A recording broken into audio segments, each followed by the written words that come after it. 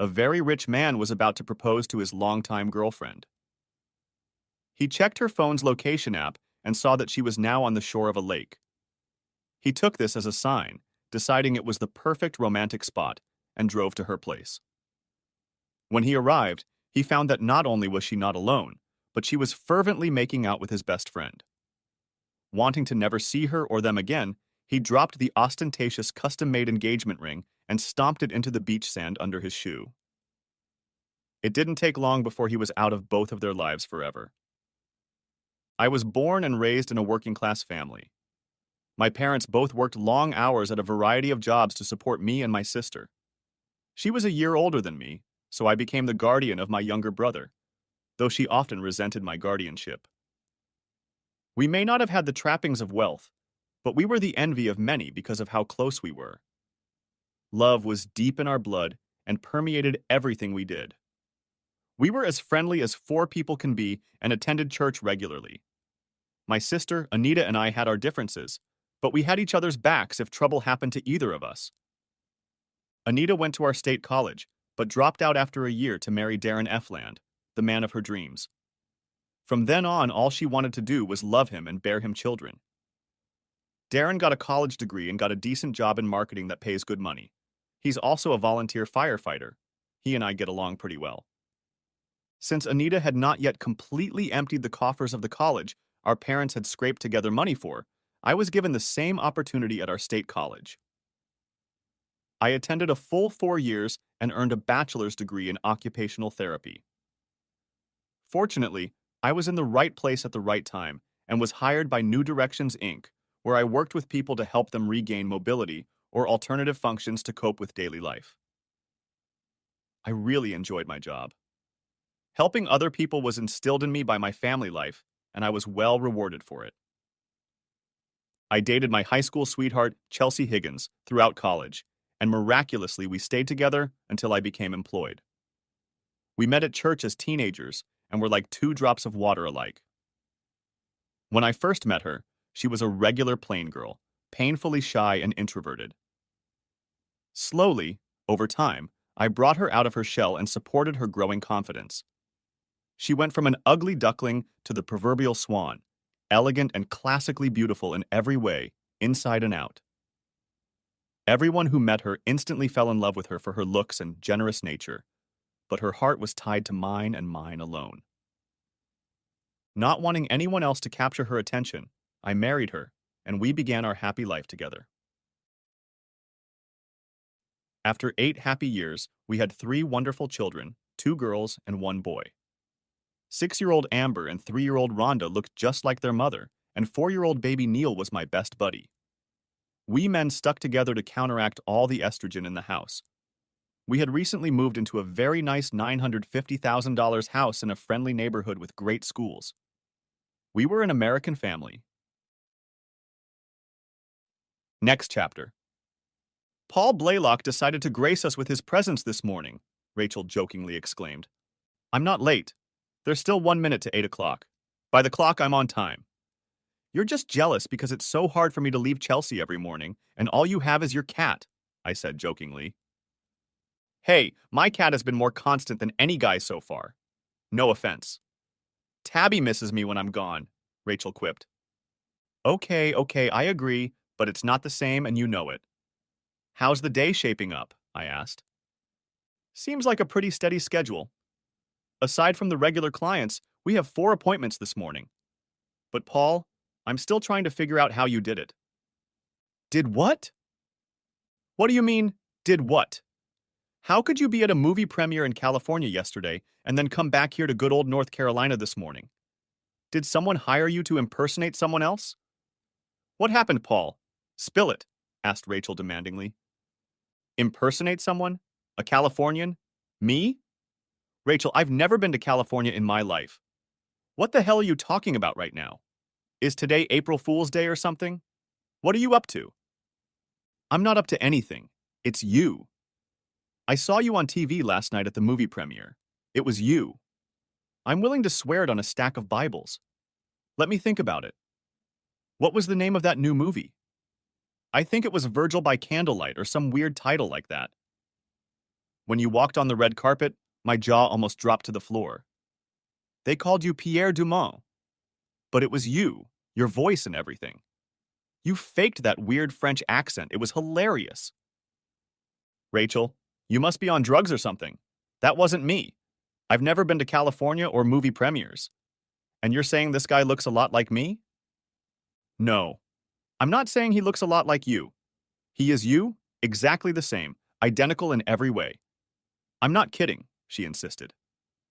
Well, they say everyone has a doppelganger. Maybe this guy is mine. So you say he's an actor? It could be worse. He could be a pimp or a drug dealer. At least my doppelganger has class, I laughed. We better get to work. We'll have to check this guy out and make sure you're just pulling my leg, I added. I had a busy schedule that morning, and while sitting at lunch, I decided to look up this movie and this guy to see what kind of shenanigans Rachel was trying to pull. I'll admit, the resemblance was uncanny. He dressed very differently than I did, but it was almost like looking in a mirror. He had a little mustache that I lacked, but otherwise he was an exact replica. I looked at his stats. Same height, same build, same age, same eye and hair color. But the main difference was that he was from Europe and I was American. Later that evening at home, I showed Chelsea what I had found online, and she was fascinated by the resemblance. Paul, you just have to get in touch with this guy and see if there's any connection between them. I've never seen anything so close in the appearance of people from two different countries before, she suggested. No, it's just a coincidence, I'm sure. Every person has a doppelganger. Now I know who mine is. There's probably a Chelsea twin somewhere who would love to meet you. But you know what? What? She cooed. Even if there was another Chelsea somewhere, your exact twin, she might look like you, but there's no way she could replicate your awesome, loving personality. Girl, you are one of a kind, I said, kissing her enticingly. She added, let's take this into the bedroom, cowboy, and find out just how unique we both are. And so we did. I no longer thought about the casual resemblance to this French guy. It was nothing more than a funny outburst for a day or two for a comical, casual conversation. Imagine my surprise when, 3 weeks after work, I came home to a very flustered Chelsea. Honey, you're not going to believe this. He wants to meet you, she declared. Who wants to meet me and why? Perplexed me. Pierre Dumont. It turns out he's as fascinated by your resemblance as we are, she enthused. What are you talking about, Chelsea? How did this guy even know I existed, much less want to meet me? It's me. I sent him a picture of you, the one of you in the fancy suit at my cousin's wedding. I forwarded it to his secretary, and he's as interested in it as we are. He's coming here and wants to meet you Saturday at the Excelsior Hotel. Isn't that exciting? Exciting? It's been curious for a day or two, but I got over it long ago. Why did you send my picture without asking me first? Because it's stupid. You would have said no. Besides, it's not every day you get to meet a real actor. Even if nothing comes of it, don't you think it's an exciting opportunity? He's a big seller in Europe. He's very popular there in a TV series that's a big hit. What if he's a long-lost brother you didn't even know you had? Wouldn't that be something special? No, it wouldn't, and you're right. I wish you hadn't done it, I said. But why, Paul? What's wrong with it? She asked. You mean besides the fact that my parents separated me from my brother at birth? How do you think they would feel if I questioned my identity and looked for a family apart from them? I said hotly. Oh, I hadn't thought about that. But your parents are wonderful people. They'll understand. They're very lenient, you know that, she said. That's true, but I wouldn't want to do something that requires their forgiveness. Let me talk to my parents first, and then I'll let you know if I'm interested in going out with this guy. Oh, but you have to. It's already arranged and everything. You must go, she begged. I didn't arrange anything, you did. If my parents would rather I not go out with this guy, then I'm not going. Do you understand? If it's that important to you, you can go. I will not insult my parents, no matter how much you want me to go out with this guy, I stated. But if you don't go, you'll embarrass me terribly. How can you do this to me? I haven't done anything to you except come home from work today and find you've been doing something behind my back. If you're embarrassed, you've embarrassed yourself, Chelsea. I didn't do anything to embarrass you, nothing at all. She took on a dejected look. She knows full well how devoted I am to my parents and how I look up to them. Go ahead and talk to them, Paul. I understand all that. But show them his picture and explain how strange it is that you look so much alike. Maybe they'll be as curious as I am, and they'll give you their blessing. The next evening, I stopped by my parents' house and talked to them about the unusual situation. They were as puzzled as I was, but then shocked me with news they had never told me. My mom began the story this way. Honey, you're an adult now, and in light of this strange situation, it's time for you to learn something about yourself. Your father and I tried desperately to have children, but without success. The doctors say there's nothing wrong with your father. It was me, some inner defect that prevented me from having children. We couldn't imagine life without babies, so we adopted a child. Your sister was a godsend, and we couldn't have been happier with her. But after a year, we were contacted by an adoption agency to see if we wanted to adopt a little boy. The only catch was that the adoption had to take place within 24 hours. Otherwise, the opportunity would go to someone else. We prayed and prayed about it and felt that God was fulfilling our desire for more than one child. All the papers were sealed. When we signed the papers and picked you up, we had no information about who your biological parents were or any other information about your background. The only condition we had to agree to was to name you Paul. Of course, your last name will be ours. We wanted to tell you this many times, but we doubted that you would feel that your biological parents didn't want you or any other negative consequences. We did everything we could to demonstrate our love and concern for you and Anita. We would have let you know right away if there were any serious health issues with you or our precious grandchildren, but you all seem so healthy and happy. Why would we want to disrupt that? So we thought we'd tell you in case you have any reason to question your origins. You are our son, Paul, and nothing will ever change that. But if this man, this Pierre, has anything to do with you, we can understand how you might want to find out. You have our blessing to investigate if you want to, Paul. Who knows where it might lead? If I had taken even half a breath, all the buttons on my shirt would have come off. I couldn't love and be more proud of two people than the special couple I felt. I tearfully hugged them and thanked them for giving me what no one else could have gotten half as good: a loving home. Chelsea was relieved, and I reluctantly agreed to meet with Pierre Dumont to see if there was more between us than met the eye.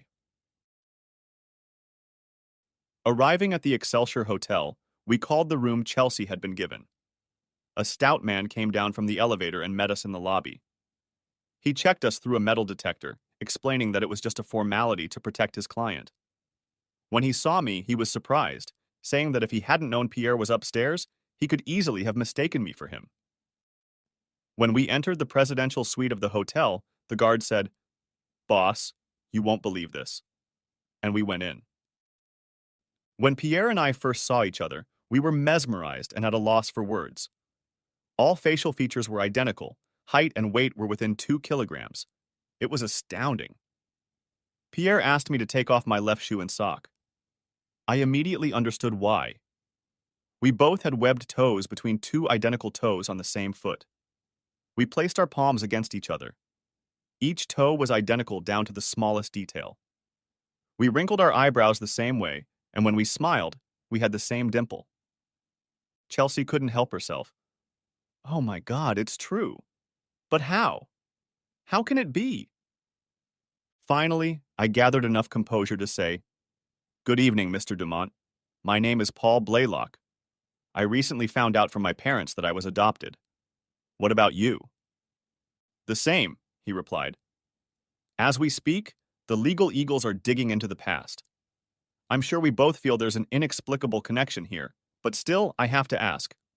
Would you mind submitting a DNA sample so we can determine with certainty what we both think might be true?" Of course. I was just about to suggest the same thing. Seeing pictures is one thing, but being in the same room with you and seeing us together in person it's... I know, it's crazy, isn't it? Exclaimed Pierre. By the way, this is Helena Moreno, my girl Friday, who I can't live without. She is the one who answered to your wife and organized this meeting. When I looked over to greet Helena, my eyes nearly popped out of my forehead. She reminded me of one of those European mannequins that came off the pages of a fashion magazine. Though I tried to restrain myself, she felt my magnetic attraction, as if it was to be expected. She looked about 5 years younger than me, with a perfect body made for. I pulled myself together and greeted her. Nice to meet you, Miss Marino. She didn't say anything, but smiled politely and nodded as I shook her hand. And this is my dear bride, Chelsea. It's a pleasure to meet you, Chelsea, Pierre said in a thick French accent, taking and kissing her hand. My colleague is a very fortunate man, he charmed. I would like to invite you two to be my guests at the Excelsior restaurant. It's a 5-star review that I hope you will enjoy. Shall we? The waiter was generous in his service. I assumed that was the kind of treatment Pierre was used to. We were treated to polite conversation and speculation that we might be related. I agreed with Pierre that we should wait for the results of the DNA test before speculating further. Helena listened silently and attentively to our conversation, while Pierre and I asked and answered numerous questions about our habits, mannerisms, and behavior for comparison. We had more questions than answers that evening. Chelsea was excited at the prospect of our sibling bond and inundated Pierre with questions about his rise to fame and stardom. Pierre seemed pleased with her interest. He hoped she would soon be his sister-in-law and adored her. 3 days later, it was confirmed. Our DNA was identical, which only happens in 35% of identical twin cases. Chelsea was beyond thrilled when I got home from work that evening. It's official, honey. You and Pierre are identical in every way. You must have had the same biological parents. There's no doubt about that. You never had a brother before, and now you do. And he's rich as hell. He's a big star in Europe, and he's just now trying to make it in Hollywood. Can you imagine? Our kids are going to have a rich uncle. Chelsea, I don't care how rich he is. It has nothing to do with the fact that we were separated at birth for some reason and never knew about each other until now. That's the question I'd like answered, not how much money Pierre has in the bank. Honey, he called today. He wants you by his side when he announces to the world that he recently discovered he has an identical twin brother. He said he's never been so excited in his life. Helena has booked first-class tickets to take us Saturday to California, where he will hold a press conference over the weekend. A limo will pick us up at the airport. Isn't that exciting? Chelsea, I just found out for sure I have a brother. I'm not interested in all the hype associated with his acting fame. I have no desire to be the center of attention. That's his business, not mine. I'd rather he and I just spend some one-on-one time to get to know each other better and lay the groundwork for what I hope will be a great relationship in the future. We still have many questions to answer. For example, who are our parents?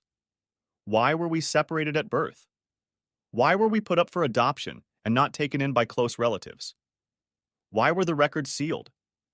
Why didn't our birth parents want us to be together? How did he end up in France and I ended up in the States, 2 different continents? Where are our birth parents now? Are they still alive? I know, honey. That's part of it too, and you're right. All those questions would be nice to have answers to. Pierre said he's flying in to see us Saturday afternoon and we'll be his guests at an expensive hotel. We'll have a nice dinner, visit a few clubs, and have a press conference on Sunday. I can't believe we're related to a famous actor. He's famous in Europe, Chelsea, not here in the States, but I'm sure he hopes to change that. I hope he doesn't use our newfound status as a publicity stunt to enhance his career. What does it matter if that's the case, dear? How can it be a bad thing? Do you want the paparazzi and celebrity hunters looking for us and bothering us here at home trying to get at him? If everyone knows about us, they might want to interview us about our life story and all that. Honestly, honey, I hadn't thought of that. Why are you being so stupid? Why can't we just be happy that something wonderful is happening in our lives? She protested. I just want to protect my family, especially my children. I've read horror stories of celebrities being harassed and losing the privacy of family members. I hope it doesn't happen to us, and maybe it won't. I'm just trying to handle it responsibly. You're always thinking, Paul. Whatever you think is best. But can't I be a little excited about it? Is it such a sin? She pleaded. Of course it isn't, dear. I don't want to spoil your mood. It's just that I want to remain calm until we have a comfortable relationship with Pierre. For all I know, there's going to be a flurry of publicity now, and then we might not see him for another year. I hope you're wrong, she thought. I checked on the internet. They say his fortune is about 400 million euros. I don't know how that compares to dollars, but it's still a lot, she enthused. Some days the euro is higher than the dollar, and some days they're equal. But you're right. He is a multimillionaire. But that doesn't matter to me. He's my brother, and that's what will always be my focus, I said stoically. I've already made all the arrangements. The girls will spend this weekend with my parents, and your parents will take Niall. That way it won't be too taxing on them, she said. That's a good idea. We'll have to take care of bringing souvenirs for everyone, I remarked. I'd never seen Chelsea so excited since I'd met her. It was a whole new level of enthusiasm. The limo dropped us off at the posh hotel where Pierre was staying. It was an emotional reunion as he and I shared a long hug like confirmed identical twin brothers. He sobbed at how genuinely we had both recently learned of each other's existence. It was a life-changing moment for all of us. I want you to know, Paul, that my people have found nothing but dead ends regarding both of our adoptions. Not only were the documents sealed, but they must have been buried somewhere, he grinned. That means we'll have to dig deeper. I've heard from friends about a man who knows a lot about this sort of thing. He's not cheap, but the price doesn't matter to me. I've been told that if there are any answers to be found, this is the guy to find them. Are you still okay with him digging into our origins? He'll start on my side, but eventually he'll dig in your backyard too. I just want you to be ready. I've already shared with you what my parents know, which isn't much. I've talked to them, and they don't mind me finding out any truth that might be discovered. Nothing will diminish or jeopardize my love for them, and they both know it. That's fine, Paul. It's the same on my end. They don't have the answers either. It is indeed a mystery, Pierre admitted. Your room is right next door. Your things are already there and waiting for you. Why don't you two freshen up and get dressed for a night out on the town? My treat, of course. We'll blow minds when they see us both at the same time, he grinned. I'm well known in the clubs. Helena met us at the club. She was stunningly dressed. She reminded me of a younger version of actress Catherine Zeta-Jones. I wondered for a moment how she squeezed all her wealth into such a tight little red dress. The smiling, raven-haired beauty extended her hand to me, and Pierre escorted Chelsea to our table. He made Chelsea giggle and laugh most of the evening. To make him feel welcome in our family, Chelsea danced half the dances with him and half with me. She seemed enamored with him and acted like she had known him for years. I decided it was a matter of her familiarity with his appearance. I politely shared 2 dances with Helena, not wanting to hurt her feelings. Sure, I was attracted to her, like most men, but I'm a happily married man and made that clear. Helena socialized mostly with Pierre and pretended to be interested in talking to me at times when my brother and my wife were on the dance floor. But Helena seemed chatty, almost condescending, as if she treated me with contempt for some reason, and I didn't understand why. Perhaps her sense of superiority was confirming her confidence in how beautiful she was. I could tell that Chelsea was very attracted to this new glamorous lifestyle. I didn't want to spoil her mood and decided to let her have a night on the town. I, unlike my vivacious wife, was not the least bit interested in this glamorous scene. I had never seen her behave so blatantly before. As we stood outside our suite before parting for the night, I respectfully shook Helena's hand and thanked her for a wonderful evening. Pierre kissed Chelsea on both cheeks and lips before leaving. As we entered our room, Chelsea preempted me. Don't say that. I know what you're thinking. It's a French thing. That's what they do. They kiss everyone for any occasion, she explained. You may be right, but I find it odd that he didn't kiss Helena or me. I grinned. She didn't answer anything. Along with Pierre, Helena, and his bodyguard Gerald, we rode in a limo to the press conference. It was there that he made a big show of discovering me and our story of how we, long-lost brothers who were never meant to be together, had ended up here after all. I stood next to him on his left and Chelsea on his right. Helena stood immediately to my left. Gerald was everywhere. I felt uneasy from the start. Dozens of cameras were taking pictures of us at a rapid pace. I felt like I was under a microscope. Reporters started pelting me with questions, many of them personal. My brother did not advise me to be prepared to make any statements. After I left several questions unanswered, Pierre gently pushed me closer to the microphone so that everyone could clearly hear my answers. It was obvious to me that he was planning an ambush to boost his career. I stepped up to the microphone, cleared my throat, and simply said, "I'm sorry, but I'm not prepared to make any statements at this time. I'm sure Mr. Dumont will be happy to fill you in on the details." I quickly stepped back, nearly bumping into Helena in the process. It looked like they were trying to keep me in front. Perhaps they thought that by being the center of attention, I would love it and get hooked. If that was their plan, they were wrong. Chelsea looked annoyed at my inaction. Pierre quickly grabbed my hand, bringing both of our hands up, presenting a united front in front of the entertainment reporters, and stepped forward to fill the void. He also asked Chelsea to talk about how she brought us together. She seemed like she was born to do that and cut loose for the reporters who couldn't stop clicking their cameras. As Pierre and Chelsea played to the crowd, Helena whispered in my ear asking what was wrong. I simply replied, "My name is Paul Blaylock, not Pierre Dumont. We may look alike, but our personalities are very different. This circus is not to my liking if you haven't already guessed." Helena looked shocked. "What? You're giving up your 15 minutes of fame?" she asked in bewilderment.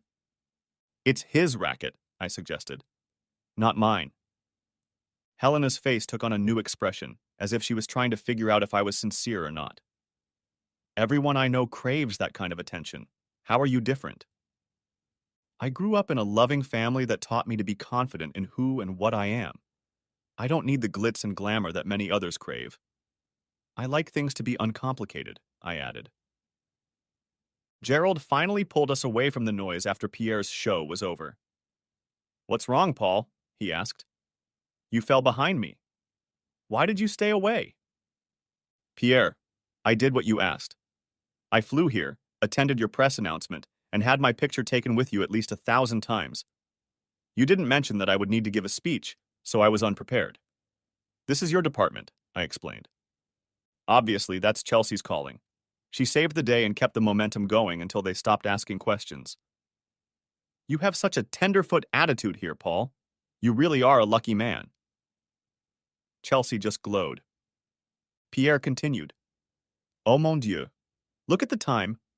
We need to take you two to the airport to catch a flight. If you miss it, the next flight will be a red-eye, and I know you don't want to deal with that. Your luggage is already in the trunk of the limo. My driver will get you there on time. One more thing before you go. Tell him, Chelsea." Pierre nudged her. She looked like she was barely holding back. "Right. I almost forgot.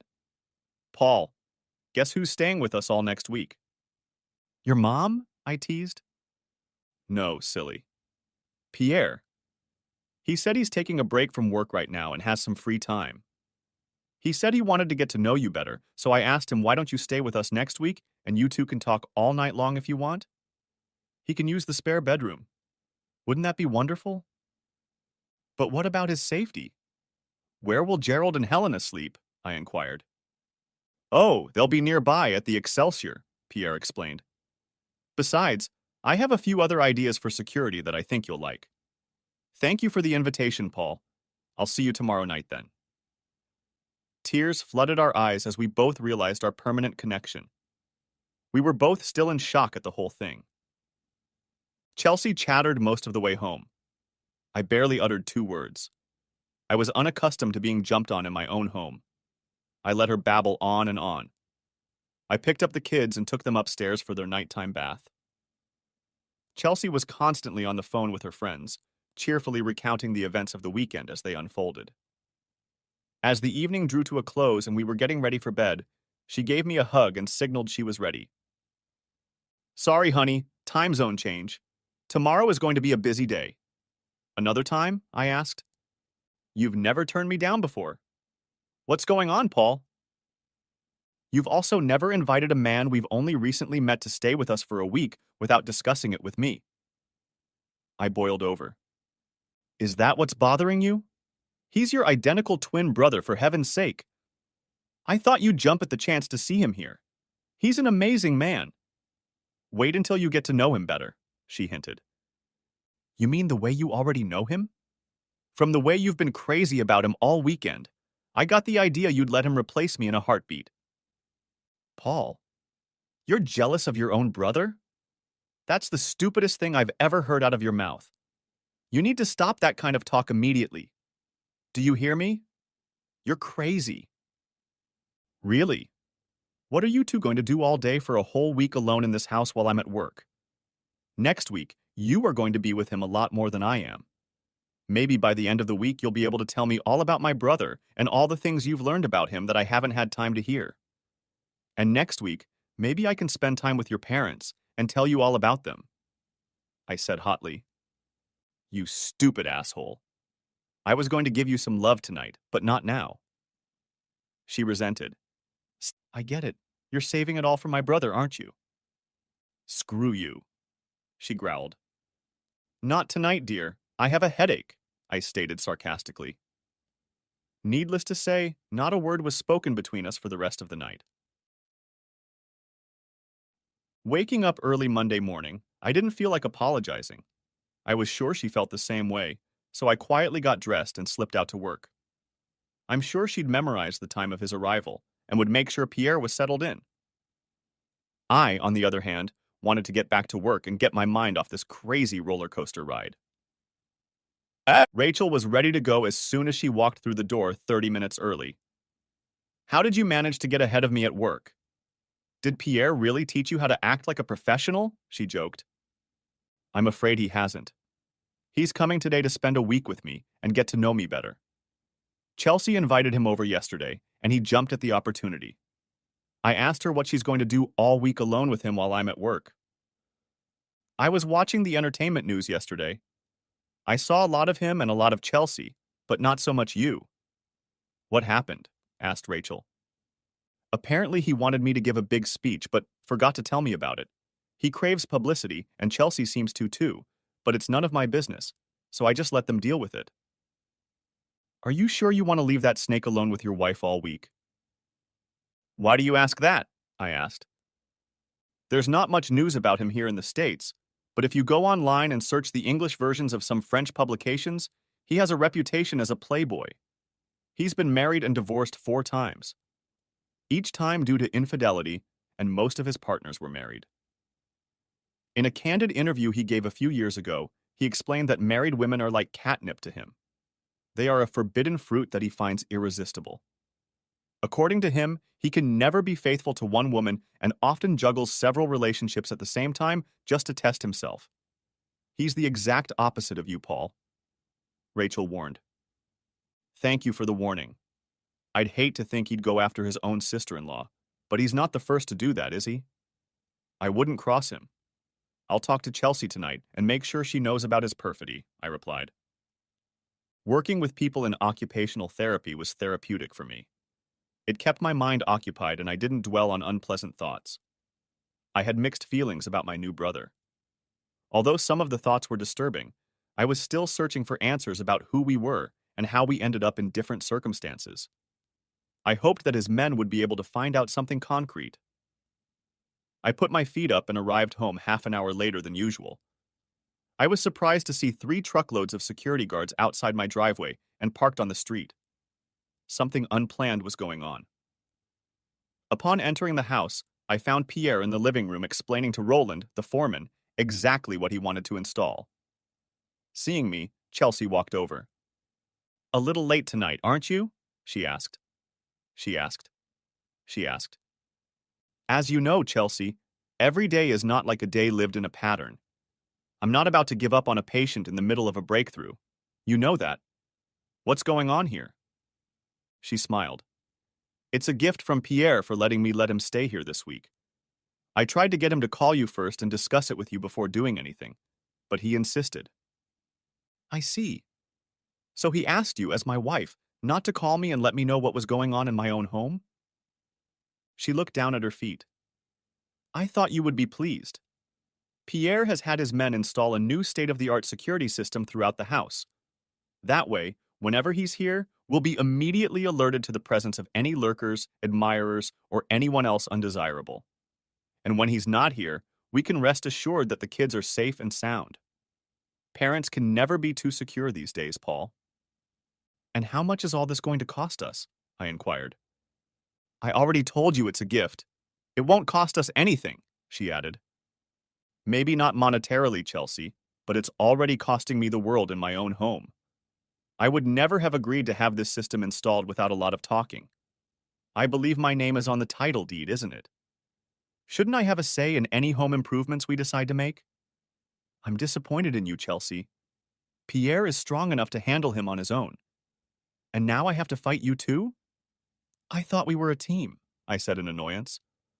What part of the word gift don't you understand, Paul? When someone gives you a gift, you say thank you and accept it with a smile, whether you like it or not. He is trying his best to do something nice for his new brother. Why do you want to take that joy away from him? Why don't you ask him if he wouldn't mind if I took a shower in my own home? After all, I'd hate to disappoint our guest. Did he bring sacred water for me? I spat. Go take your own damn shower, she bellowed. Dinner will be ready when you get back downstairs. I left her to tend to the kitchen and Pierre to his project management, and I climbed the stairs and took a long cleansing shower myself, searching for my best mental strength. After a few deep breathing exercises, I walked down the stairs with a smile on my face. After hugging and chatting with the kids, I took my seat at the side of the table. I usually sit at the head of the table. I thought Pierre could sit at the head of the table as our special guest. Is that okay with you, sweetie? Asked Chelsea in front of me in front of my family. Of course, I replied curtly. My brother will be welcome at our table. I didn't look up, but peripherally noticed Pierre and Chelsea smiled when I said that. What's this? I asked, looking at the food I'd never seen on our kitchen table before. Chelsea glared. Isn't it wonderful? Pierre brought authentic French cuisine so we can taste his homeland right in our kitchen. Okay, I'll ask again. What is it? Pierre jumped up enthusiastically. Allow me, brother. Today's delicacies are 3 of my favorite dishes: escargot, vichyssoise, and bouillabaisse. Escargot is an edible snail appetizer, served in a shell with a sauce of melted butter and garlic. Vichyssoise is a thick, creamy soup of potatoes, leeks, and onions served cold. And bouillabaisse is a heavily spiced stew of several kinds of fish and shellfish. Yep. What do the kids eat? My oldest daughter Amber smiled and replied, Daddy, we're having fish sticks. Mom said we should eat seafood like you adults, and we don't like it, she said, wrinkling her nose and pointing to the French cuisine. I looked at Chelsea. She knew exactly what I was thinking and what I was about to say. No, there were no more fish sticks left. There were only enough for the kids. Why don't you try something new for a change?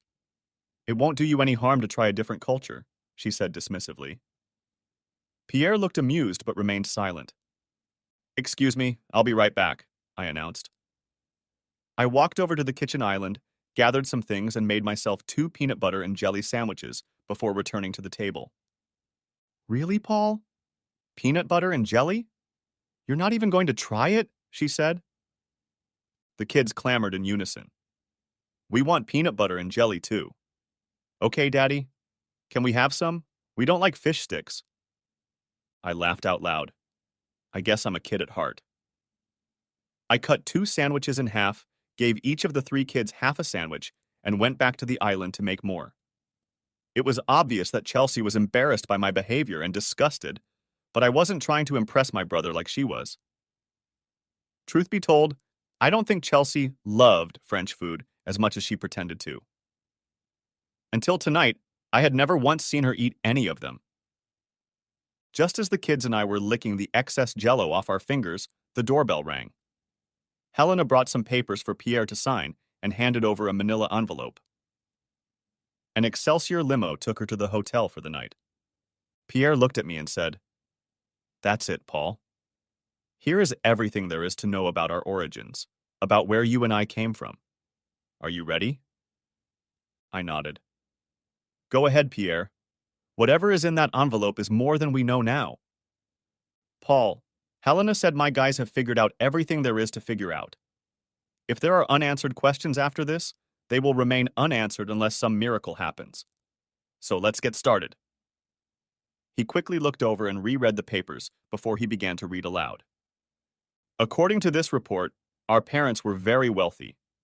Their names have been permanently expunged from all available records, so we may never know their identities. The records themselves were minimal and sketchy. My investigator found a young secretary who typed up the papers allowing us to be legally adopted. She was young at the time. She has since retired, but remembered our story well from working with the attorney." He continued. "She said our mother, whose only name she remembered was Pauline, no last name, had given birth to twins.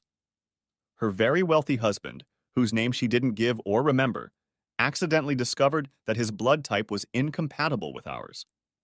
The doctors informed him that he could not be our biological father. In those days, there were no DNA tests yet. Of course, he realized that his wife, Pauline, was unfaithful.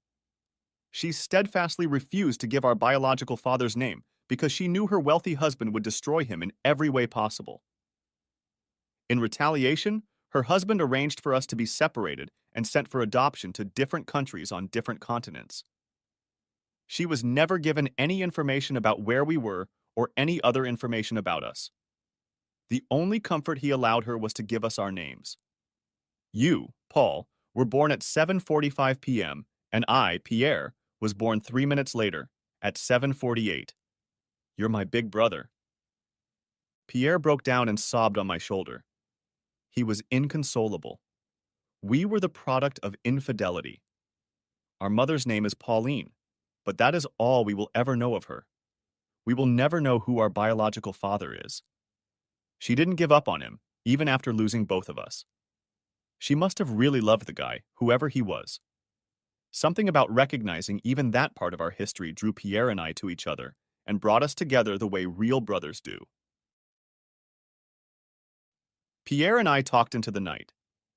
He apologized for installing the security system without my permission. He said it was a really great system and would protect the family and even himself when he was here, alerting us to paparazzi or celebrity stalkers. He said it would be insulting to ask him about the price. Money doesn't matter to the family, and I am his only blood relative. He said the installation should be completed tomorrow, and then we can get to work. I thanked him, trying not to show my annoyance. Chelsea retired to our bedroom, realizing that we needed to be together. It felt good. As I lay in bed, I touched her shoulder to talk to her. "Honey, are you awake? We need to talk for a minute, and then you can go back to sleep." She furrowed her brow, and without opening her eyes, replied, "What do you want? It's already too late. I'm almost asleep already." "I'm sorry, honey, but this is important. Rachel at work has informed me of a few things she's learned about Pierre that I think are important for you to know." "Like what?" she asked sleepily. "After finding out about my connection to him, she did some in-depth research on the internet. He's been divorced 4 times because of his wives cheating. He said in interviews that he's addicted to seducing married women, that he can never be faithful to one woman and juggles several women at once for pleasure. He's a Lothario, darling. You need to watch out for him. He may be so good at it that you won't notice until it's too late." "Is that what you're bothering me about? For heaven's sake, he's your twin brother, and I'm his sister-in-law. Can't you put aside your petty jealousy? Sure, he's rich beyond belief, but that's no reason to disparage your own brother. He was a perfect gentleman. Maybe you should take some lessons in that regard. Now get that silly nonsense out of your head and let's go to sleep before you wake the children with your irrational nonsense. I was annoyed that she so readily brushed off my warning and rolled over onto her back. Perhaps I had overreacted to the rumors that had reached me from Rachel. Come to think of it, she never told me that Pierre had been caught sleeping with any of his relatives, so I decided to leave it at that. When I got home from work Tuesday night, Chelsea told me what had happened during the day. Pierre had gone grocery shopping with her, something he hadn't done in decades. He was tickled that everyone mistook him for me and treated him as such. Being the consummate actor, he used his American accent and fooled everyone. She said she was amazed at how creepy it was to see and hear him as me. He liked the anonymity my role gave him. Kids liked having two identical dads, one at work, one at home. My stomach rumbled again. It turned out, however, that the security system was not yet complete. I was told it was almost complete. There was one part left, which had been ordered and might not arrive until next week at the earliest. The project manager, Roland, promised to bring the part himself as soon as it arrived. Pierre was upset that the system was not complete, but that's life. He had Gerald pay for a babysitter and took us to the Excelsior Hotel for dinner. At least there I had choices other than snails. There is a dance club on the lower level. It's pretty popular, but we've never tried going there yet. Chelsea danced the first two dances with me. The rest were with my brother. Since he was our guest this week, she did her part. Helena also dined with us and sincerely offered to let me dance with her, but I graciously declined. While Pierre and Chelsea were on the dance floor, I decided to have a little chat with Helena. "So, Miss Marino," she interrupted me. "Helena, please. Miss Marino is my mom," she giggled. "Thank you, Helena. I didn't mean to sound presumptuous. What is your background, if I may ask? Marino is Spanish, is she not?" "How perceptive. Yes, she is. I was born in Spain. My parents divorced when I was 7, and my mother moved us to France for a new job at the consulate. I've been living there ever since. I took English in school and learned Spanish and French in my native language." "Your English is very good. I can barely pick up your accent, except when you speak French with Pierre. Alas, I am not bilingual. I'm curious, are you Pierre's personal assistant, secretary, girlfriend, or what?" "Or what?" she replied. "What do you mean?" "It means I'm what he needs. If he needs a personal assistant or secretary, that is me, someone to run his errands, again me, to take care of anything or anyone he wishes, then I am it." "You mean there's nothing you wouldn't do for him?" "Mostly," she admitted. "He rewards me very well. Basically, my life revolves around him, his wants and needs, 24/7, and I don't come cheap." "But doesn't that make you—" "What? A professional escort? You can call me that if you want. For what I get paid, I don't care what you or anyone else thinks of me. Someday I'll retire and live in luxury the way I'm used to." "I appreciate your candor. I am not judging you, Helena. On the contrary, I find you mysteriously charming." She grinned at my remark. "I've never been called that before." "Only special people are called that," I joked. She looked at me strangely when I said that. The next day, Wednesday night, Chelsea was acting a little weird. She wouldn't look me straight in the eye, but she had made my favorite dish and waited on me hand and foot. I thought it was weird at the time, and I thought I caught Pierre winking at her, thinking I hadn't noticed, but she didn't acknowledge it. He was acting like a cat that had eaten a canary. I wondered if the tension meant something else was going to happen that I might not appreciate. Pierre was very friendly with me. There was an aura of something exciting coming from him, but he was keeping it a secret for now. He shared his childhood memories with me to help me get to know him better. His wealthy grandmother on his adoptive father's side had left him a trust of €1.5 million. He received a first-class acting education at the best universities in Europe, and his wealth began to grow like a snowball when he landed a spot on a very popular sitcom in France. He even talked about the possibility of us doing TV or movies together. I pretended to be interested, but it wasn't really like that at all. He seemed genuinely happy to have a twin and said that we were getting closer and closer every day, and he wanted to keep it that way. He urged me to consider moving my family to France to be closer to him, saying he would cover all the moving expenses. He said my education and professional skills would easily transfer there.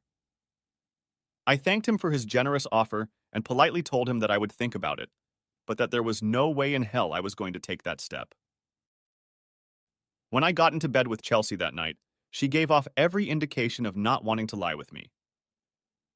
What's wrong? What's wrong with you tonight, Chelsea? It's okay, Paul. Please don't push me. I'm trying to be a good girl and not blab. Are you telling me you have a secret from me? From your husband? Let me guess. It's Pierre's secret you're keeping from me, right? I swore I wouldn't say a word, but yes. I'm helping Pierre make a wonderful surprise for you tomorrow. Please don't ask any more questions. I'm about to burst. You'll love it. You'll see, she said animatedly. So that was why she was so confused tonight. Why had Pierre gone to all this trouble? First, the very expensive security system, and now what else? Chelsea is beyond excited about what's going to happen tomorrow. What a disappointment. She said she'd make it up to me. I have a feeling I'm going to be unhappy with my surprise tomorrow. Thursday morning, I hugged and kissed my kids as usual before heading to work. Thursday at work, I felt a sense of relief at the normalcy and reward. It seemed that the people I had helped deal with life's tragedies physically were giving me so much more for my efforts. I couldn't imagine a more fulfilling profession. I knew I would never move to France, but I tried to think of a softer way to let my brother go. The day flew by quickly. I was almost afraid to leave my sanctuary for the tumultuous chaos that awaited me at home. I decided to face everything that awaited me. When I arrived home, I saw a gorgeous blue sports car parked on the street in front of my house. I wondered if it belonged to any of Pierre's friends or co-workers who had come to visit. If another celebrity showed up at our house, Chelsea would be bouncing off the walls. Her head would get so big that she would have trouble getting through doorways. Should a visiting celebrity be my surprise? I hoped not. Things were chaotic enough as it was. I parked the car in the garage, and the kids ran to greet me when I entered the house. Let just them keep me from getting lost and focused. Their hugs on my neck and kisses are irreplaceable. They are the joy of my life. I strained to see who or what would be my surprise of the day. When I entered the den, my jaw nearly dropped to the floor. Chelsea was dressed in an elegant black dress that fit her perfectly. "What do you think, honey?" she asked enthusiastically. "That dress looks expensive. Where did it come from?" I innocently inquired. "It came from Paris," Pierre interjected. "It's made of the finest French silk chiffon. I had it custom made to her measurements. Doesn't she bring it to life?" "Gorgeous." "As I said, you have a beautiful wife, mon frère Henri," he repeated. "She's been so good to me. It's just a small token of my appreciation," said Pierre, who was also dressed in a several $1,000 tuxedo. "I see. What's going on? And whose car is that parked outside? Do we have another visitor?" I asked. "Oh no, honey. It's just the three of us here. The babysitter will be here in a few minutes. Pierre insists that we celebrate again tonight. That's why we're dressed up like this," she informed me. "Yes," Pierre put in. "I took the liberty of ordering a new tuxedo for you, one just like mine, according to the measurements your lovely wife provided. It's lying on your bed." "Yes, dear. It's waiting for you right there. Why don't you put it on and we'll go celebrate?" advised Chelsea. I smiled weakly. "And what exactly are we going to celebrate?" "Wonderful news," she exclaimed. "But Pierre will tell you after you get dressed." 10 minutes later, I came down the stairs in one of my usual suits. "What? What happened? Why aren't you wearing your new tuxedo, honey?" she asked. "The pants were a little tight," I lied. "I couldn't manage them, but I'll be fine in this suit." "Idiots! I'll rip their heads off," exclaimed Pierre angrily. "I have no tolerance for incompetence," he muttered. "The tuxedo is all right, Pierre. There's no trouble with the suit. The problem is me. I've put on a few pounds lately and I've gotten too big for my pants, When I lose a pound or two, I'm sure it'll fit perfectly. Thank you for the gift of fine clothing on behalf of me and my wife. A gift? Ah, yes, the clothes. But that's nothing, brother. I have a lot of time and bonding with you to catch up on. And since you and Chelsea have been consummate hosts by inviting me to your place this week, I have 3 things I want to share with you right now before we head out to celebrate. The sports car parked outside was a new French-made Venturi fetish car. We had to work hard to get it here so quickly. It's named Fetish, given the sensations this car evokes behind the wheel. It's the French equivalent of the American Tesla, but it's much cheaper and has a lower profile. Did you know that the French were the first to produce an all-electric car? It belongs to you at no cost, my twin. The title is already in your name, and I dare say you'll be the talk of the town every time you ride it. Pierre only smiled at me. Nah, so that's what Chelsea and him were keeping a secret from me. The thought of how much a specialized car like this might cost rattled around in my head, but I hesitated to ask. We must be talking hundreds of thousands of dollars. I don't know what to say, Pierre, but I'm afraid it's too much. I cannot accept such an expensive gift, I pleaded. That's all right. It's already done, Paul. It is the least I can do for a man I have loved so deeply in a very short time. You are the one thing I never knew I always wanted. Now that you are in my life, I want nothing to ever separate us again. I want us to spend a lot of time together from now on. However, there is something else I would like to bring to your attention. Pierre held out a manila envelope to me. What is it? I asked. Open it and take a look, honey, Chelsea asked excitedly. I pulled out a stack of papers with my signature on each page. I remembered those papers well. I had recently signed these papers 6 weeks ago when I bought the house. Since that day, I had only made the first payment on the house. Right on top of it was a trust deed with a stamp and signature indicating it was paid in full. I may not have known the value of the car, but I knew damn well the amount of my $950,000 home loan. It was a 30-year mortgage. I suddenly felt slightly dizzy after realizing what I was looking at. But what? How? I mean, stammered I before Pierre interrupted me. I wanted to do something special for my twin brother to show you how much of an impact being in your life has had on me. I could buy you 50 houses like this and still be in your debt, Paul. The richness and intensity of the love and brotherhood you've already given me is beyond comparison. Do not even try to refuse. These 2 tokens of my love and affection for you both give me great joy. This is the beginning of a new life for both of us, and I can't wait to see our bond continue to grow. Isn't he wonderful? Isn't it wonderful, Paul? I sobbed with joy when he first told me that. I was stunned to the core, Chelsea exclaimed. It was all I could do to keep my word to Pierre and not say anything to you until he sorted things out. Now I'm shaking again at the generosity he's shown us. When I looked at my twin, we both had tears in our eyes. They were tears of joy, love, and admiration. This is so unexpected, Pierre. I can't find the words for it. I say again that it is too much, but I don't want to deprive you of the joy that is so prevalent on your face. I've felt that kind of joy with many of my patients. I am immensely grateful to you, Pierre. You do honor Chelsea and me, and we can't thank you enough. Pierre replied, Oh, 222222. We must hurry so we are not too late with our reservations. I have another minor matter to discuss with you, but it can wait until after our evening meal. We'll talk then, suggested Pierre. Chelsea and I hugged each other tightly and headed to the waiting limo. Helena and Gerald were waiting for us in the limo. Before getting in, I quickly walked around the Venturi fetish car and whistled loudly. Pierre marveled at my approval and said, She's a beauty, isn't she? I nodded in affirmation. Once in the limo, Helena, Pierre, and Gerald started talking in French. At least to me it seemed to be rapid fire. I didn't understand a word of what they were saying, but I knew they had business to catch up on and didn't mind one bit. I was still floating on a cloud after the 2 shocks I had just received.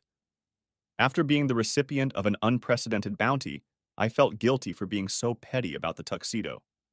It fit perfectly, but I was stubborn about having something imposed on me like that.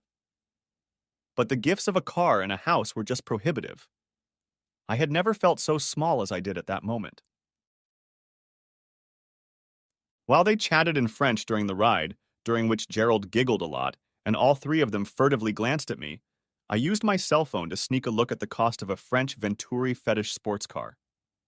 There weren't many here in America, but the ones I saw were priced in the neighborhood of $425,000.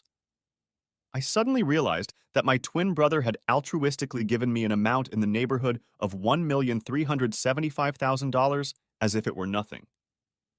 It was a truly humbling experience for me. We were taken to an exclusive restaurant whose chef was creating Epicurean delights. Not recognizing a single word on the menu, I asked the waiter to describe 3 specific dishes I was considering. When the word steak came up in one of his descriptions, I immediately chose that option. Pierre placed an order for Chelsea, and she seemed happy that he did. While we waited for our food, Pierre shared his idea. Paul, I can't put into words how much this week has meant to me when you and your beautiful wife invited me into your home, into your life, and most importantly, into your heart. Saturday morning, I must leave for my home in France. Unfortunately, several business matters require my attention. It occurs to me that I would be an inconsiderate rascal if I did not reciprocate and invite you both to join me for the whole of next week as my guests. It would be even more wonderful if you could agree to stay there for 2 weeks rather than 1. We still have a lot to learn about each other, and this will give us both an opportunity to do so. I shall be busy with work during the day, as you were last week, but the evenings will belong to you. I should like very much to show you the best of France. I hope you will love it as much as I do, and at least consider moving there so we can stay close. Now that I have you in my life, nothing would give me more pleasure than having my twin brother around me every day. Could you ask at work tomorrow if you have next week off so you can come visit me? It would mean a lot to me. It's all as my treat, of course. Please, Paul. You have at least 10 days of unused vacation accumulated.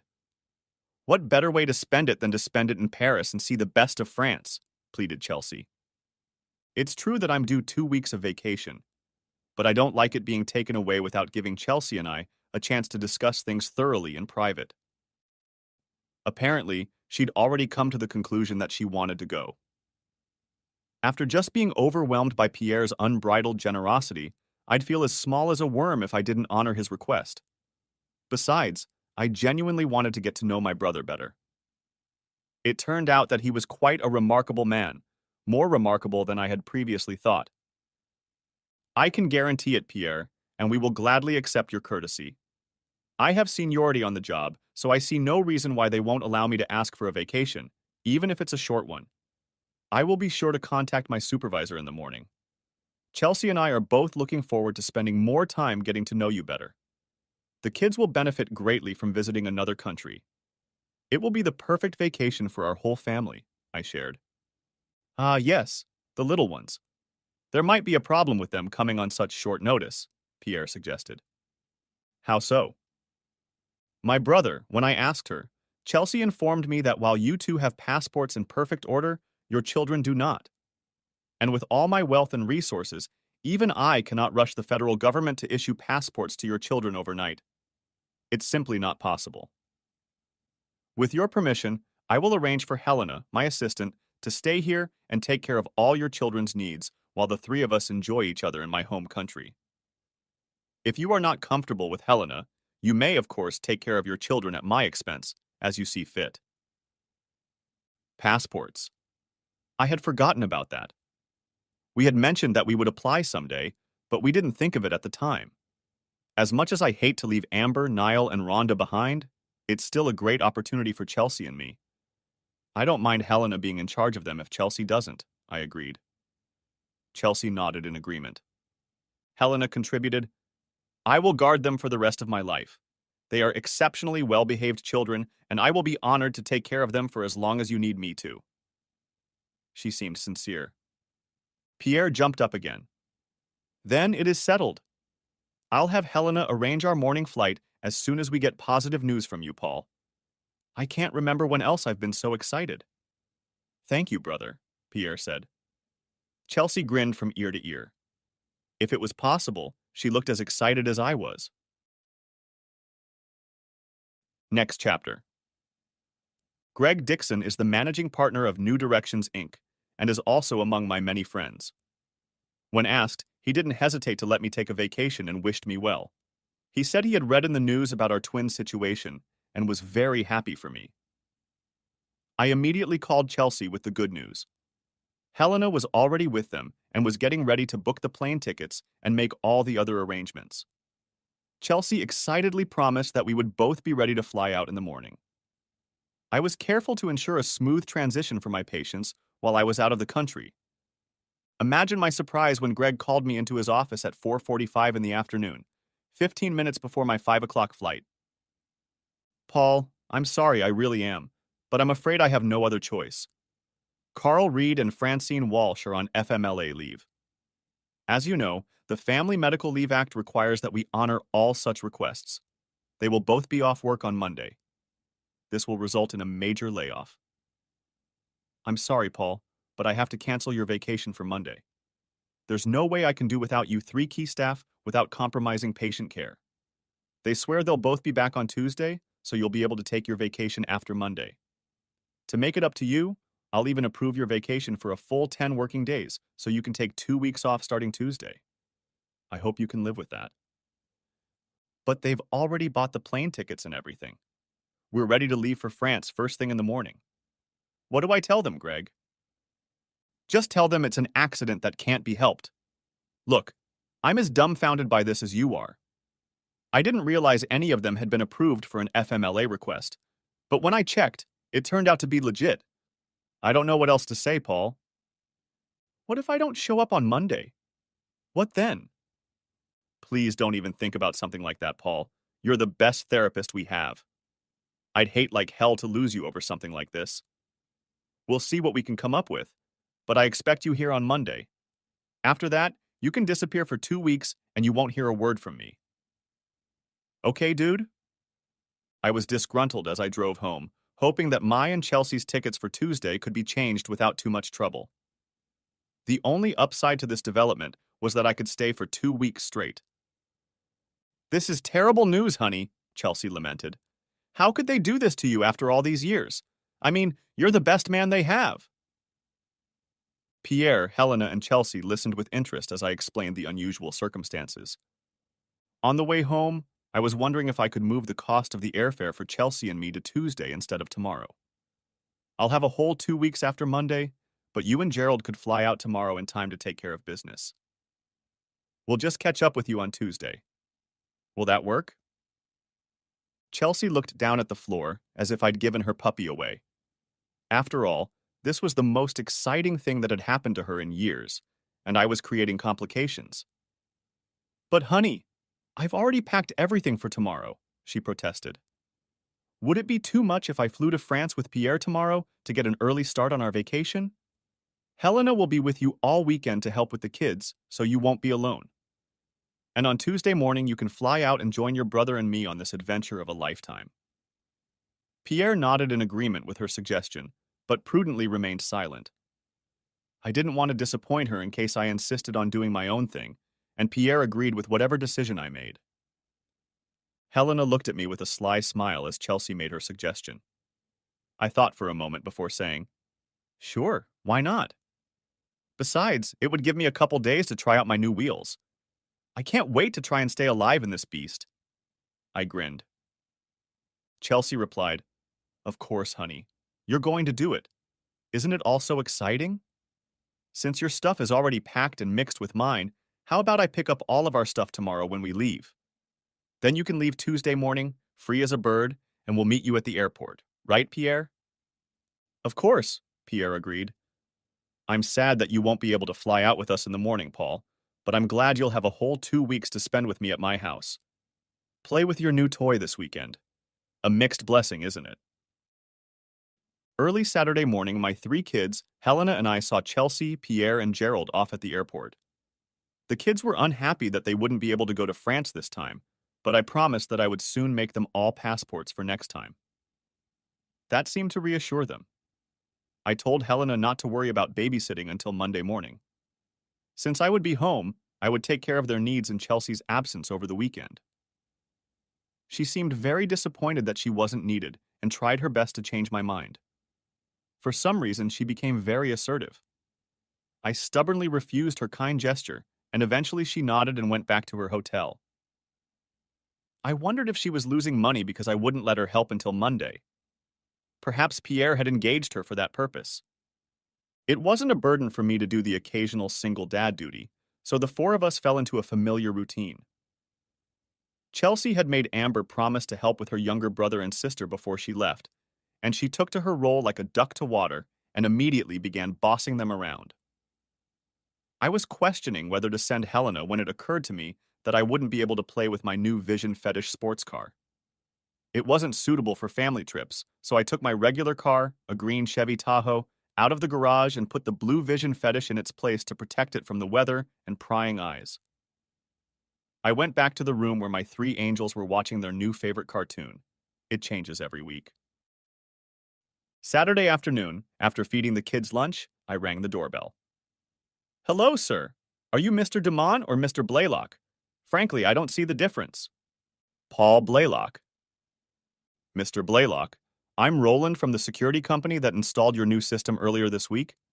May I come in?" "Sure." I opened the door for him to come in. "I thought you weren't coming back until next week. Something about a missing part, I assume." "Yes, sir, that's right.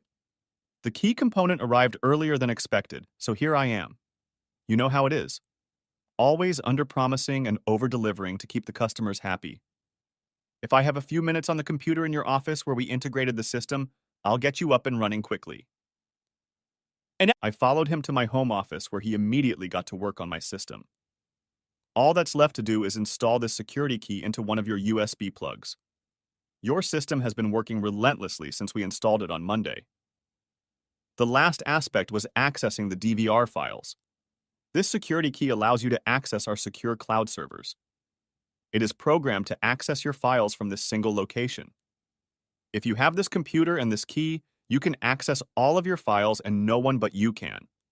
No client can access your files, and you can't access anyone else's files.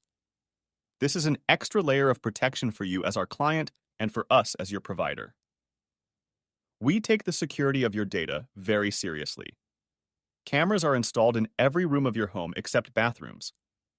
This also applies to the bell cameras. They are all motion and voice activated. Once the activity and sound stop, a file is logged with time and date stamps for your records.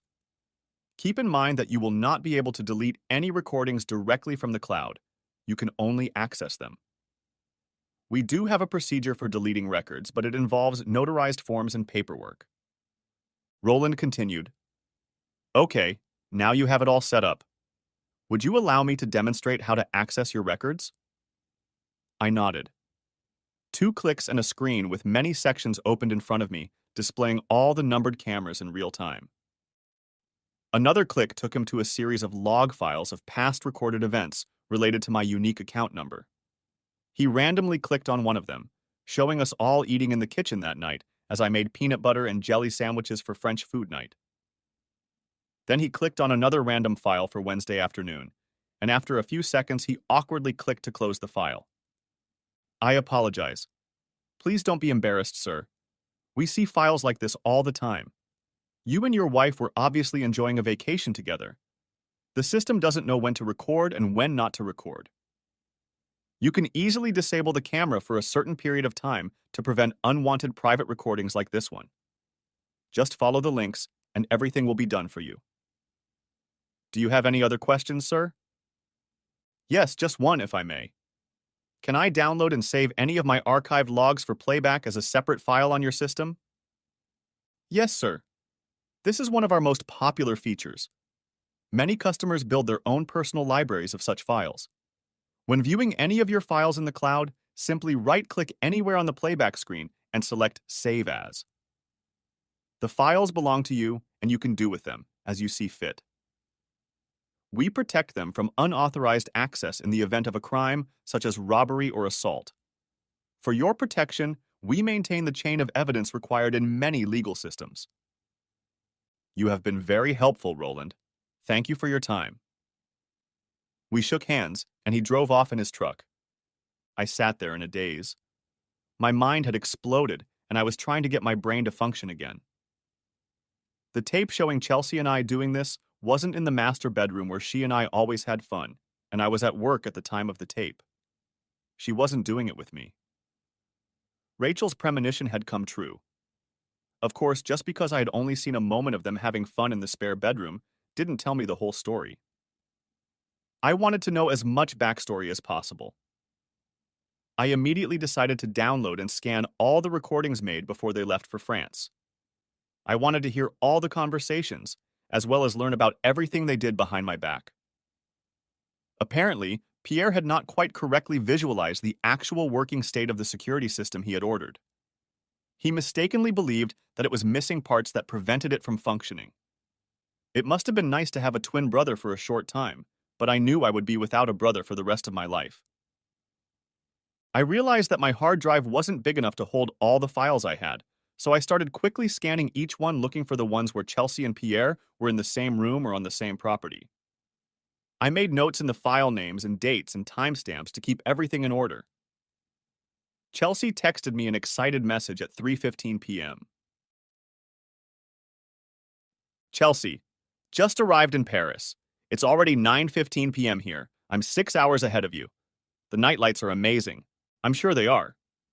Chelsea, how is Helena? Me, I don't know.